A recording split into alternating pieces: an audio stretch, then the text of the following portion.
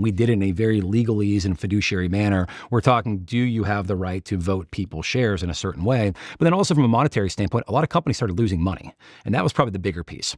Even before Anheuser-Busch, you remember Disney. Disney, Bob Chapek, the CEO, they got involved in the Florida parental rights issues about when you could teach sex ed to kids in schools.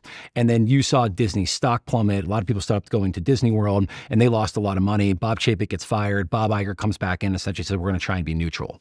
On the heels of that, you have the whole Bud Light and Dylan Mulvaney issue, where Bud Light partners with Dylan Mulvaney on April 1st, April Fool's Day of 2023. And a lot of people thought this was a joke. And then when they realized the company couldn't have a statement to say, no, this wasn't a joke, or they couldn't take a position either way, they're going to work with Dylan or not, all of a sudden you could see the sales down 10%, then 20%, then 30%. And what was interesting about Bud Light is that there's data that gets published every week about beer sales that come from Walmart and Kroger and 7-Eleven. And every week you get this data dump that says down 30% and 40% in certain weeks. And so they had a real impact on the company.